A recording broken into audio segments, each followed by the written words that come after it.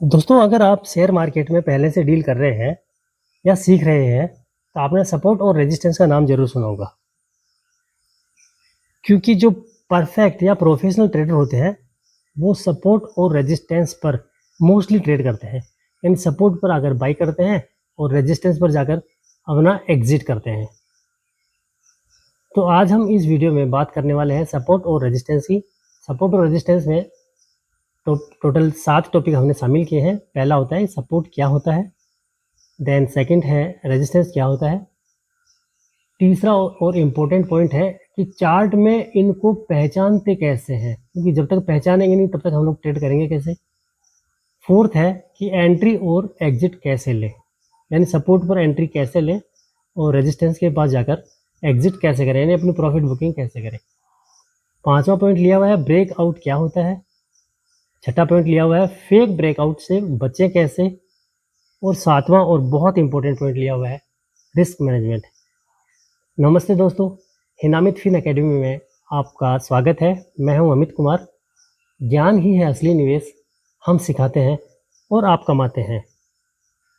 तो दोस्तों, सबसे पहला टॉपिक हम लेते हैं कि सपोर्ट एक्चुअली होता क्या है। सपोर्ट वो एक लेवल होता है या एक स्तर होता है जहां किसी शेयर की गिरावट रुकने लगती है। कहने का मतलब ये हुआ, जब प्राइस नीचे आता है तो बायर्स एक्टिव हो जाते हैं और प्राइस को वापस ऊपर धकेलने लग जाते हैं। इसे आसान भाषा में समझें तो जैसे कोई गेंद ज़मीन पर गिरती है तो ज़मीन उसे नीचे जाने से रोकती है, बिल्कुल वैसे ही चार्ट में सपोर्ट प्राइस को नीचे जाने से रोकता है। इसका ये मतलब नहीं है कि सपोर्ट आ गया तो वहाँ पर प्राइस नीचे नहीं जा सकता, बिल्कुल जा सकता है, लेकिन वहाँ पर रोकने की कोशिश की जाती है। अब आप एक उदाहरण मान लीजिए, किसी शेयर का प्राइस बार बार 100 रुपये के आसपास जाकर आके रुक जाता है, तो 100 रुपये उस शेयर का सपोर्ट कहलाता है, क्योंकि यहाँ बायर ज़्यादा है और वो सपोर्ट के लेवल पर आने के बाद बाइंग शुरू कर देते हैं और प्राइस को ऊपर लेकर जाते हैं। अब इस मतलब चार्ट में सपोर्ट प्राइस जो होती है, सपोर्ट एक ऐसी प्राइस है जहाँ पर जाकर शेयर का गिरना रुक जाता है, कम हो जाता है, बंद हो जाता है और वहाँ से रिवर्स होता है, यानी वापस ऊपर चढ़ने शुरू हो जाता है। यहाँ आकर यानी सपोर्ट टाइम पर आकर बायर्स का प्रेशर बढ़ जाता है और बायर्स उस प्राइस को फिर ऊपर लेकर जाते हैं। दूसरा पॉइंट है हमारा रेजिस्टेंस क्या होता है। तो फ्रेंड्स, रेजिस्टेंस वो प्राइस होती है जहां आकर शेयर की प्राइस ऊपर जाने से रुकने लग जाती है, यानी सपोर्ट पर नीचे जाने से रुकती है और रेजिस्टेंस पर ऊपर जाने से रुकती है। अर्थात चार्ट में रेजिस्टेंस प्राइस को ऊपर जाने से रोकता है, यानी रेजिस्टेंस पर आकर सेलर का प्रेशर बढ़ जाता है और वो प्राइस को नीचे लेकर आने की कोशिश करते हैं। मतलब ये हुआ कि जब प्राइस ऊपर पहुंचता है तो सेलर वहां पर एक्टिवेट हो जाते हैं और सेलर की उस प्राइस को, शेयर की प्राइस को नीचे लाने लगते हैं। इसको ऐसे समझिए, जैसे छत किसी गेंद को ऊपर जाने से रोकती है, वैसे ही रेजिस्टेंस प्राइस को ऊपर जाने से रोकता है। अब इसको आप एक एग्जांपल से समझिए। मान लीजिए कोई शेयर है जो बार बार 200 रुपये पे जाके फिर वापस नीचे आ रहा है, फिर 200 पर जाता है, फिर वापस नीचे आ रहा है, तो 200 उसका रेजिस्टेंस हो गया, क्योंकि यहाँ पर सेलिंग का प्रेशर ज़्यादा हो जाता है और शेयर की प्राइस वापस नीचे आना शुरू कर देती है। अब मेन पॉइंट ये है फ्रेंड्स कि चार्ट में इन सपोर्ट और रेजिस्टेंस को पहचानते कैसे हैं, मतलब कैसे पता चले कि ये सपोर्ट है या ये रेजिस्टेंस है। यहाँ से बार बार प्राइस मूव ऊपर की तरफ कर रहा है और यहाँ से प्राइस बार बार नीचे गिर रहा है, इसको हम लोग कैसे पहचाने। तो इसका टोटल 3 तरीके होते हैं पहचानने के। एक तो हो गया मल्टीपल टचेस, जहां प्राइस कई बार जाकर रुके वो सपोर्ट या रेजिस्टेंस हो सकता है, यानी नीचे आकर के अगर प्राइस रुक जाए तो वो सपोर्ट है, ऊपर जाकर प्राइस अगर वो रुक जाए तो उसको रेजिस्टेंस कहते हैं। अगर प्राइस नीचे जाकर कई बार बाउंस करने लग जाती है तो समझ लीजिए वो सपोर्ट है। अगर ऊपर जाकर रिजेक्शन देने लग जाती है तो समझ लीजिए कि वो रेजिस्टेंस है। ये हो गया मल्टीपल टचेज का, यानी बार बार वहाँ जाकर टच करने का। अब दूसरा तरीका है पिछला हाई और पिछला लो, यानी प्रीवियस हाई और प्रीवियस लो जिसको बोलते हैं। चार्ट में पुराने हाई और पुराने लो बहुत इंपॉर्टेंट होते हैं। जो पुराना लो है अक्सर सपोर्ट का काम करता है, और जो प्रीवियस यानी पुराने वाला हाई है वो रेजिस्टेंस का काम करता है। अब तीसरा तरीका है इसका राउंड नंबर्स। राउंड नंबर्स का मतलब हो गया जैसे मार्केट में 100, 500, 1000 ऐसे राउंड नंबर बहुत काम आते हैं, क्योंकि अधिकतर ट्रेडर इन्हीं लेवल्स पर बाई और सेल करते हैं। यानी जब भी आप ट्रेड करें तो 100 का राउंड, 500 का राउंड और 1000 का राउंड, इसको हमेशा याद रखें। यहाँ से रिवर्स हो सकता है, यानी यहाँ रेजिस्टेंस हो सकता है, और अगर ये पॉइंट नीचे है तो सपोर्ट हो सकता है। मैं आपको एक एग्जांपल से समझाता हूँ। मान लीजिए कोई शेयर एक 482 रुपये पे चल रहा है, सपोज करिए 482 पे चल रहा है, 450 पे चल रहा है सपोज करिए, और ये शेयर एक बार जब 500 तक जाएगा, यानी 20-30-50 पॉइंट जब भी उसके बढ़ेंगे, वहाँ जाकर एक बार वो रिवर्स जरूर लेगा, क्योंकि 500 का जो राउंड नंबर है ये वाला हो गया, यहाँ से रिवर्स होता होता है। मान लीजिए वो सपोर्ट मतलब 450 पे 450 पे कोई शेयर चल रहा है और वो गिरने लग गया, तो गिरते गिरते गिरते गिरते 400 मतलब 100 का राउंड हो गया, तो 400 पर आकर एक बार वो सपोर्ट जरूर लेता है।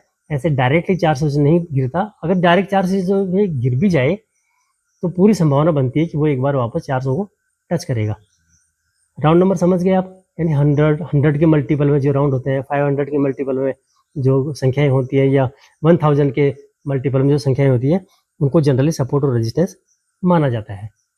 फोर्थ पॉइंट है एंट्री और एग्जिट कैसे लें, यानी सपोर्ट पर एंट्री कैसे लें और रेजिस्टेंस पर एग्जिट कैसे करें। अगर प्राइस सपोर्ट के पास आकर रिवर्सल का संकेत दे, यानी सपोर्ट के पास आकर ऐसी कोई कैंडल बना दे जो रिवर्सल के लिए मानी जाती है, ऐसा कोई इंडिकेशन मिल जाए, तो वहाँ पर बाय करने का एक अच्छा मौका मिलता है, वहाँ पर बाय करना ही करना चाहिए। अगर प्राइस रेजिस्टेंस के पास जाकर यानी ऊपर जाकर वहाँ से रिवर्सल का संकेत दे, इसका मतलब ये हुआ कि यहाँ पर प्रॉफिट बुकिंग का टाइम आ गया है या एग्जिट करने का टाइम आ गया है, और जो सेलर हैं या फिर जो शॉर्ट सेल करते हैं वहाँ पर जाकर उनको शॉर्ट सेल करने का एक मौका मिल जाता है। अब नेक्स्ट पॉइंट आता है फ्रेंड्स, ब्रेकआउट क्या होता है। तो बात कर लेते हैं ब्रेकआउट की। जब प्राइस रेजिस्टेंस को तोड़कर ऊपर निकल जाए, यानी जो हायर वैल्यू है उसको तोड़कर ऊपर निकल जाए, तो उसे बुलिश ब्रेकआउट कहते हैं, यानी जो ऊपर की तरफ गया उसको बुलिश ब्रेकआउट कहते हैं। और जब सपोर्ट तोड़ दे और सपोर्ट के नीचे चला जाए उसको ब्रेकडाउन कहते हैं। लेकिन यहाँ बहुत बड़ी गलती अधिकतर ट्रेडर क्या करते हैं कि जैसे ही ब्रेकआउट हुआ तुरंत एंट्री ले लेते हैं। तुरंत एंट्री नहीं लेनी है, क्योंकि ये फेक ब्रेकआउट हो सकता है और वापस यहाँ से मार्केट रिवर्स हो सकता है। चलिए फ्रेंड्स, हम नेक्स्ट पॉइंट बात करते हैं, फेक ब्रेकआउट से बचें कैसे।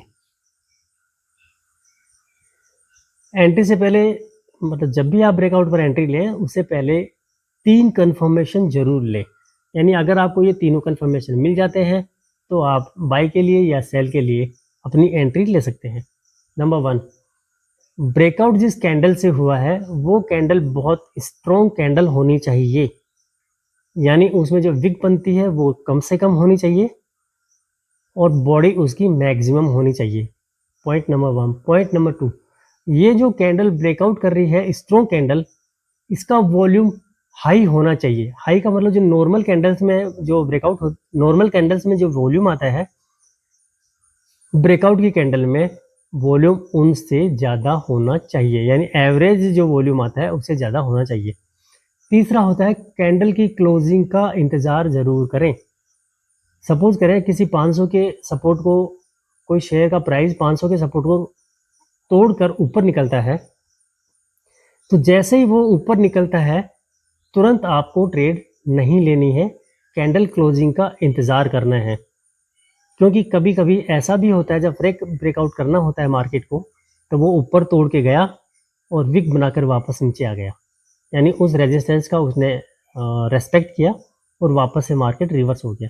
तो ब्रेकआउट से बचने के 3 तरीके होते हैं। चौथा होता है friends risk management. Risk management बहुत ज़्यादा ज़रूरी है, क्योंकि आपकी पूंजी अगर आपके पास बनी रहेगी तो मार्केट ट्रेडिंग के लिए मौके फिर से देगा, आज नहीं तो कल देगा, लेकिन देगा, क्योंकि मार्केट का काम है चलना, वो चलेगा ही चलेगा। अगर हमने हमारी पूंजी बचा के रखी है तो हम लोग नेक्स्ट ट्रेड के लिए एलिजिबल हो जाते हैं, हमारे पास इतना फंड होता है कि हम लोग नेक्स्ट वाला ट्रेड लें। इसके लिए स्टॉप लॉस ज़रूर लगाएं। एंड जो भी आपने सेट किया हुआ है फॉर्मूला 1% का, 2% का या 5% का, जो भी, उसके ऊपर आप स्टॉप लॉस ज़रूर लगाएं और स्टॉप लॉस को बार बार मूव नहीं कराएं। ऐसा फॉर एग्जांपल मान लीजिए आपने 80 रुपये में कोई शेयर बाई किया और आपको आपके जो कैलकुलेशन के हिसाब से या आपके जो फंडामेंटल्स बोलते हैं उनके हिसाब से, अगर मान लीजिए 95 के ऊपर उसका स्टॉप लॉस बनता है, 95 पे आपने स्टॉप लॉस लगा दिया, अगर मार्केट डाउनफॉल होता है, अगर उसकी प्राइस वापस 100 से नीचे आती है, तो आप 95 से स्टॉप लॉस हटा के 90 नहीं करेंगे, 94, 92, 93, 91 नहीं करेंगे। इसलिए नहीं करेंगे कि जो गिरने ही लग गया वो कहाँ तक गिरेगा आपको नहीं पता है, इसलिए छोटा लॉस ले और छोटे लॉस का रेस्पेक्ट करते हुए मार्केट से मूव करें। तो फ्रेंड्स, आज हमने जो जो टॉपिक सीखे हैं वो आप एक बार रिवीजन आपका हो ही गया है, क्या क्या करना है, सपोर्ट क्या होता है, रेजिस्टेंस क्या होता है, चार्ट में इनको पहचानते कैसे हैं, एंट्री और एग्जिट कैसे लें, ब्रेकआउट क्या होता है, फेक ब्रेकआउट से बचें कैसे, और रिस्क मैनेजमेंट क्या होता है। तो दोस्तों, मुझे पूरी उम्मीद है कि आपको ये चैप्टर बिल्कुल पसंद आया होगा, वीडियो पसंद आया होगा, बहुत सारा नॉलेज इसमें थोड़ा बहुत तो मिला ही होगा। अगर आपको वीडियो पसंद आता है तो चैनल को सब्सक्राइब कर लें, वीडियो को शेयर करें, लाइक करें, और अगर पसंद नहीं आता है तो मुझ में क्या कमी रह गई, ऐसा क्या टॉपिक मैंने इसमें छोड़ दिया जो और होना चाहिए था, प्लीज़ कमेंट करके ज़रूर बताएं। मिलते हैं दोस्तों अगले ऐसे ही किसी ज्ञान भरे वीडियो में, तब तक के लिए जय हिंद।